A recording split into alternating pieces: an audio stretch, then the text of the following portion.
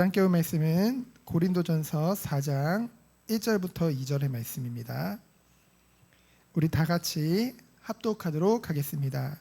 사람이 마땅히 우리를 그리스도의 일꾼이요 하나님의 비밀을 맡은 자로 여길지어다. 그리고 맡은 자들에게 구할 것은 충성이니라. 아멘. 오늘 수예배 때 함께 볼 말씀의 제목은 아무것도 판단하지 말라는 의미입니다. 고린도 지역은 굉장히 많이 발전된 지역이라고 우리가 함께 나눴죠. 교통의 중심지고요.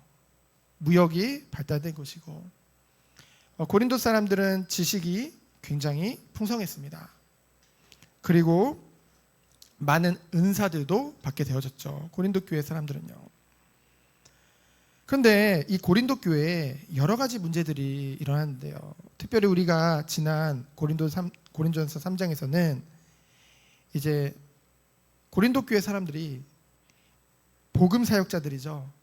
그 복음 사역자들, 곧 사람 중심으로 파당을 지어서 분열하고, 그리고 그로 인해서 교회가 굉장히 분란이 일어나는 그런 것을 이제 바울이 책망하는 것을 우리는 보게 되어졌는데요. 왜 성도들이 사람 중심으로 당을 지어서 분열할 수밖에 없었는가? 먼저 그 원인에 대해서 3장에 보면은 그들이 아직 그리스도의 초보 가운데 전혀 성장하지 못한 그 영적 신앙의 유치성을 지적했죠. 그리고 오늘 고린도전서 4장 1절부터 5절에는요. 이 복음 사역자들, 지금으로 말하면은 목회자들이죠. 그 목회자들이 어떤 자들인지에 대해서 바르게 증거하고 있습니다. 우리는 말씀을 통해 알아야 됩니다. 우리 말씀을 알아야 돼요. 그래야만 우리는 앞으로 더 혼란스러운 시기가 올 수밖에 없는데, 그 시기 가운데서도 바른 분별력을 가지고 그것을 그 가운데서 잘 인도받을 수 있기 때문에. 그럼 첫 번째로 1절에 보면은 일꾼이요 맡은 자들이라고 했습니다. 고린도 교회의 분열이 야기된 원인 중에 하나가 복음 사역자들에 대한 인간적인 판단이 있다고 했죠. 그래서 바울은 이에 대해 금지할 것을 명령하는데요. 그 이유에 대해서 복음 사역자들은 그리스도의 일꾼이요 하나님의 구원의 비밀을 맡은 청직이기 때문에 인간적인 판단의 대상이 아님을 밝히고 있는 것입니다. 그래서 일꾼이라 함은 원래는 이 일꾼이라는 뜻이요 노를 젓는 노예에서 그 근원을 가지고 있습니다. 그래서 노를 젓는 노예들은 한번 그 노예로 발탁이 된다는 말이 맞는지, 어쨌든 그 노예가 되면은요 그곳에서 벗어날 수가 없어요. 죽을 때까지 그 일을 해야 되는 거죠. 그래서 뭡니까? 그들은요 오직 충성해야 되는 거예요, 그 주인에게. 근데 나중에는 이 의미가 점차 넓어져서요 충성을 다하는 일꾼이라는 의미로 이제 쓰이게 되어집니다. 그래서 신약 성경에 보면은 관리들이나 행정장관들의 수행을 하는 그런 높은 관직에 있는 사람들을 지칭할 때도 이 일꾼이라는 단어를 쓰거든요. 그래서 결국은 이 일꾼, 곧 종은 뭡니까? 자신의 일이 아니라 그 주인의 일을 하듯이 그리스도의 일꾼된 복음 사역자들은 활동 또한 스스로의 권리를 주장할 수 있는 것이 아니라 오직 충성하는 것, 그리스도를 위한 일이라는 것을 지금 말씀하고 있습니다. 그래서 정말로 이 일꾼으로 부름받은 자들은 자신의 것을 챙기는 것이 아니라, 자신의 뭔가 목표를 향해 가는 것이 아니라 오직 그를 고용한 주인을 위해서 존재한다는 것을 지금 말씀하고 있는 것이죠. 그런데요 이것이 결코 이 복음 사역자들의 가치를 하락시키는 것은 아닙니다. 왜냐하면은 그 두 번째로 뭐라고 했어요? 하나님의 비밀을 맡은 자로 여기지어다라고 했죠. 여기서 맡은 자라는 뜻은요 관리하다라는 뜻, 집을 관리하다, 한마디로 지배인, 관리인을 말합니다. 그래서 그냥 말단의 그런 종이 아니라 위엄과 권위의 신분을 말하죠. 그래서 결국은 바울은 교회의 지도자들을 단순히 교회 일꾼뿐만이 아니라 영적으로 권위를 가진 청지기로서 높이고 있는 것입니다. 그래서 뭡니까? 고린도 교인들은 복음을 증거하는 사역자들에 대해서요, 자기들의 판단 기준에 따라 함부로 판단하고 그것으로 당을 짓는 것이 아니라 그 직분에 합당한 자세를 취해야 된다는 거죠. 왜요? 하나님이 맡기셨기 때문에. 그래서요, 우리가 이 1절을 통해서 깨달을 수 있는 것은 무엇입니까? 이 복음 사역자들, 지금 말하면 목회자들은 하나님의 그리스도의 일꾼인 동시에 하나님의 비밀을 맡은 자라는 거죠. 그런 양면적인 그런 위치를 이해하지 못하면요, 사람들이요, 바람직하지 못한 그런 판단을 하게 되어집니다. 뭐예요? 한편으로는 그들을 업신여겨서 무시할 우려가 있죠. 또 반대로 너무 지나치게 떠받들어서 추앙할 그런 우려까지 있다는 거죠. 그래서 이 하나님의 사역자들은 일꾼이요, 맡은 자다. 오직 주님의 일을 맡은 주님의 종들이요. 그러면서도 정말 청지기, 그 관리자로서 지배자로서 정말로 이 교회의 지도자로 하나님 세우신 것이다. 그 두 가지를 지금 말씀하고 있습니다. 그러면은 그들에게, 맡은 자들에게 구할 것은 2절에 보면 뭐라고 했어요? 오직 충성이라고 했죠. 2절에 보면은 맡은 자들에게 구할 것은 충성이니라. 이 사명 맡은 자들에게 가장 중요한 기본 중에 기본이라는 거죠. 곧 자신의 의지대로가 아니라 하나님의 뜻을 이루기 위해 충성을 다해야 될 줄 믿습니다. 이 충성이라는 단어는요, 어떤 뜻이냐면요, 헬라어로 믿을만하다, 신실하다는 뜻이에요. 이것은 하나님이 믿을만해서 신실해서 맡겼겠습니까? 여러분 생각해 보세요. 주의 종들이 신실하고 믿을만해서 하나님이 맡겼을까요? 죄인인데요, 그렇죠? 연약한데요, 우리와 똑같은 인간일 뿐입니다. 이 말은 다른 말로 하면 뭐냐면요, 하나님이 그들이 믿을만해서 신실해서 맡긴 것이 아니라 반대로 우리가 하나님이 이 일을 우리에게 맡기셨기 때문에 주의 종된 자들은 뭡니까? 청지기로서 오직 주님 앞에서 신실한 자로 인정받도록 최선을 다해야 된다는 것이죠. 그래서 지금 말하고 있는 것입니다. 그러면 이 목회자에게 가장 중요한 일은 무엇이겠습니까? 저는 요즘 제가 설교와 설교자라는 책을 읽어서 이렇게 말하는 것이 아니라 이 목회자에게 있어서 가장 중요한 것은요, 말씀으로 성도를 먹이고 돌보는 일이라는 거죠. 근데 그 근본에 무엇이 있어야 되냐면요, 목자의 심정, 곧 주님의 마음이 있어야 돼요.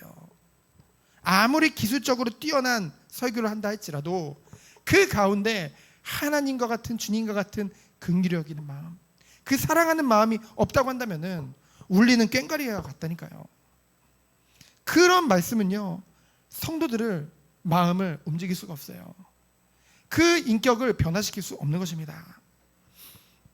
그래서 목회자에게 가장 중요한 일은 말씀으로 성도를 먹이고 돌보는 일인데요. 왜냐하면요, 요한복음 21장 15절로 17절에 보면은 부활의 주님이 이 베드로, 이 주는 그리스도시요 살아계신 하나님의 아들이십니다 고백한 그 베드로에게 반석 위에 교회를 세우신다고 하셨죠. 그리고 실제로 이 베드로가 앞으로 추후 이 교회의 대표적인 지도자로서 쓰임 받을 것을 주님이 모르셨겠습니까? 하나님이신데요. 그러니 그 베드로에게 뭐라고 말씀하셨어요? 내 어린 양을 먹이라, 내 양을 치라, 내 양을 먹이라, 3번 거듭 부탁하셨죠. 이것을 통해서 목회자에게 있어서 가장 중요한 것이 뭐라는 거예요? 내 어린 양을 먹이고 내 양을 돌보고 그들에게 하나님의 말씀을 먹이는 것, 그것이 가장 중요하다는 것입니다. 그래서 목회자는 이 사명을 위해 무엇을 해야 될까요? 집중적으로 말씀을 연구해야겠죠. 연구하는 것을 끝내야 되겠습니까? 묵상해야겠죠. 근데 아무리 공부하고 연구하고 묵상해도 중요한 건 성령께서 역사하시지 않으면 안 돼요. 그래서 뭡니까? 성령의 조명을 위해 무엇에 힘써야 될까요? 기도에 힘써야겠죠. 부단히 기도에 있어야겠죠. 그래서 정말로 그 초대교회 7 집사를 세울 때 그 이유가 뭐라고 했습니까? 우리는 오직 말씀과 기도하는 일에 전무하겠다. 그것이 이 복음을 맡은 자들의 사명인 줄 믿습니다. 그래서요, 이 사명을 맡은 자들은요, 여러 가지가 있겠지만은 목회자는 오직 이것에 집중해야 돼요. 일꾼이요 맡은 자가 어찌 내 것을 챙기겠습니까? 무슨 내 계획이 필요하겠습니까? 무슨 내 의지와 내 목표? 아니요. 하나님 앞에서는요, 오직 하나님의 말씀을 따라 순종하며 오직 충성해야 될 줄 믿습니다. 그러면은 마지막 대지의 세 번째로 3절로 5절에 보면은 아무것도 판단하지 말라는 그 의미가 나와 있는데요. 이 말씀 요절을 재밌게도 누가 가장 많이 사용하느냐? 이단들이나 사이비들이 제일 많이 씁니다. 봐라, 아무것도 판단하지 말라고 하지 않았냐? 그러니 우리를 판단하지 말라는 거죠. 대표적인 오용입니다. 오늘 말씀 3대지를 통해 우리에게 바른 기준과 분별력이 갖춰지기를 예수 그리스도로 축원드립니다. 4장 3절에 보면은 자신이 마치 재판관이라도 되는 양 함부로 판단하는 그 고린도 교인들의 교만을 지적하고 있는 거예요. 당시에요, 아까도 말씀드렸지만 서론에 이 고린도 교인들은요, 굉장히 헬라적인 그런 지식이 아주 높은 지식을 바탕으로 해서요, 자기 판단, 그러니까 배운 사람들이 더 기준이 높잖아요. 그러니까 그 기준을 가지고, 근데 그 기준을 가지고 그냥 그 사람에 대해서 생각하는 정도가 아니라 아주 절대적으로 자신의 기준을 신뢰했어요. 그래가지고 그것을 가지고 딱 그 사람에 대해서 판단하면은요, 그것이 곧 오류가 없는 정확한 아주 믿을 만한 것이라고 스스로 생각했다는 것이죠. 한마디로 자신의 판단을 절대시했던 것입니다. 그래서 이에 대해 바울은 사람의 판단은 내게 매우 작은 일이라고 자신에 대해서 얘기를 했죠. 한마디로 남들이 나에 대해서 뭐라 말하든 판단하든 나는 개의치 않는다. 왜요? 바울은 오직 사람에게 칭찬을 받으려고 이 일을 한 것이 아니라, 사람 앞에서 이 모든 사명을 감당한 것이 아니라 하나님 앞에서, 오직 하나님 앞에서 충성했기 때문에. 여러분, 정말로 목회자가 진짜 하나님 앞에서 모든 것을 행했다고 한다면은 어찌 섭섭한 게 있겠습니까? 어찌 사람으로 인해 낙심하겠습니까? 물론 인간이기 때문에 그럴 수도 있죠. 하지만 바로 돌아갑니다. 왜요? 하나님 앞으로만 돌아가면 그 어떤 것도 문제가 되지 않는 거예요. 바울은 이를 고백하죠. 그러면서 뭐라고 해요? 나도 나를 판단하지 않는다. 왜냐하면은 나도 한계를 가진 인간이기 때문에 내가 이렇게 많이 배우고, 아무리 고린도 교회 성도들이 똑똑하다 한들 바울만큼 똑똑하겠습니까? 그렇죠? 바울만큼 지식을 많이 가졌겠습니까? 근데요, 그 바울마저도 내 판단은 한계가 있다는 거죠. 인간이기에. 그러나 바울이 사람이 사람을 판단하면 안 된다고 주장했습니까? 아니요. 만약에 그런 식이라면은 이 세상 모든 사법제도나 평가제도는 전부 반바울적이고 반성경적이 되는 거죠. 불완전하고 왜곡된 인간적인 판단이나 평가를 절대 하지 말라는 의미입니다. 그래서요, 고린도전서 11장 28절로 32절에 보면은 우리 스스로가 살피고 분별해야 하고 그렇지 않으면 징계를 받는다는 것을 말씀하고 있거든요. 고린도전서 2장 15절에 보면은 신령한 자는 모든 것을 판단한다고 했거든요. 이 신령한 자는 누굽니까? 한마디로 영적으로 깨어있는 자들, 성령의 인도함을 받는 자들은 도리어 모든 것을 판단한다는 것이죠. 빠른 분별력을 가지고. 그러면서 4장 4절에 보면은 내가 자책할 아무것도 깨닫지 못한다. 이 말은 뭡니까? 바울이 스스로 자기를 봤을 때 양심에 거리끼는 것이 전혀 없다는 거예요. 어떤 악함도 발견하지 못한다는 거죠. 그러면은 여러분 알다시피 바울의 전일생을 봤을 때 진짜 거리낄 것이 없었겠습니까? 알잖아요. 바울이 사울이었잖아요. 믿는 자들 잡아 죽이고 그 돌 맞아 죽어가는 스데반을 보면서 저건 당연한 일이다, 마땅히 죽어 마땅한 놈이다 라고 했던 바울이잖아요. 그러면 왜 이런 고백을 했을까요? 전 일생이 아니라 사도의 직분을 감당하는 일에 있어서는 그가 전혀 하나님 앞에, 그리고 스스로 생각했을 때, 하나님 앞에서가 아니라 스스로 생각했을 때 자책할 것이 아무것도 없을 만큼 그런 양심에 그런 자부심이 있다는 거죠. 그런 사도로서. 하지만 이것으로 의롭다함을 얻지 못한다고 했어요. 왜냐하면은 하나님 앞에서는요, 우리가 자각하지 못하는 죄가 있기 때문에. 그래서 인간의 행위로는 결코 의롭다함을 받을 수 없죠. 오직 하나님의 은혜로만, 그 은혜의 근거에서만 우리가 의롭다함을 얻을 수 있는 줄 믿습니다. 저는요, 진짜로 하나님 앞에 바르게 가고 싶어요. 근데요, 저도 모르게, 저도 자각하지 못하는 사이에 뭔가 제 동기나 그런 것이 있을 수 있잖아요. 그렇죠? 그래서 우리들은요, 늘 깨어서 기도해야 될 줄 믿습니다. 늘 하나님 앞에서 겸손히 나아갈 줄 믿습니다. 4장 5절에 보면 뭡니까? 자신에 대한 어떠한 판단이든지 상관치 않는다고 앞서서 말하고요. 오직 주님만이 판단하실 분임을 말했는데요. 그런데 여기서는 뭐라고 하냐면요, 아무것도 판단치 말라고 합니다. 이것은요, 일체의 판단을 금지하는 것으로 오해해서는 안 됩니다. 저기 자기가 잘못해놓고, 야 성경에 봐라 아무것도 판단하지 말라고 했지 않냐, 네가 하나님이냐, 어찌 나를 판단하냐, 이렇게 말하는데요, 그 말이 아니라는 거죠. 마태복음 7장 1절 5절에 비판하지 말라는 말과 마찬가지로 진리 그리고 거짓을 구별하고 선과 악을 가려내며 의와 불의를 판단해야 되는 것은 성도의 의무입니다. 그렇죠? 그것을 포기하라는 것이 아니라는 거죠. 바울은요, 오히려 고린도전서 5장 12절에 보면은 교회 안에 있는 사람들이야 너희가 판단치 아니하랴. 그러면서 6장 5절에 보면은 형제 간의 일을 판단할 만한 지혜 있는 자가 이같이 하나도 없느냐라고 말하면서요, 오히려 판단하지 못하는 것을 지적하기도 했다는 거죠. 아니, 교회 안에 많은 그런 거짓 교사들과 거짓 선지자들이 일어나고 있는데 그것에 대해서 판단하지도 못하고 바르게 구별도 못하고 그런 거를 오히려 책망했다니까요. 하지만 한계를 가진 인간의 판단은 전능하신 하나님의 판단과는 달라서 절대적이지 않잖아요. 상대적인 거잖아요.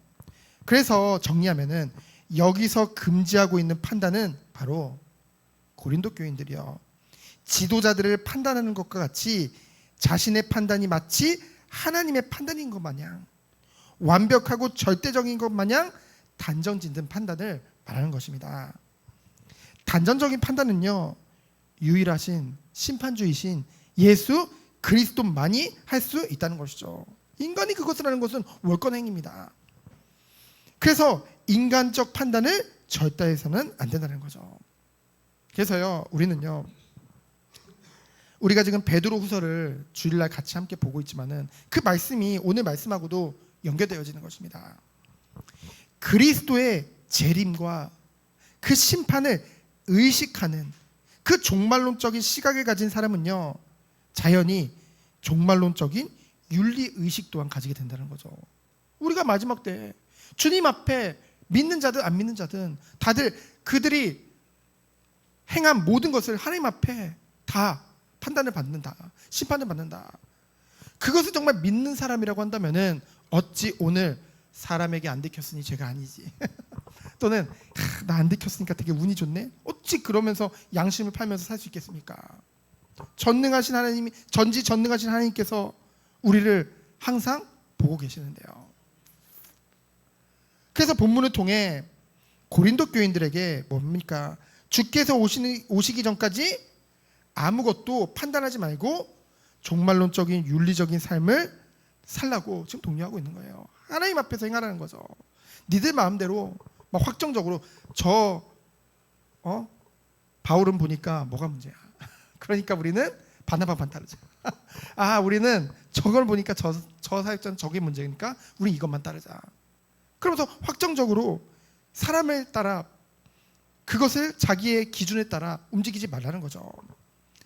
그러면서 중요한 말씀을 합니다. 4장 5절에 하반절에 보면은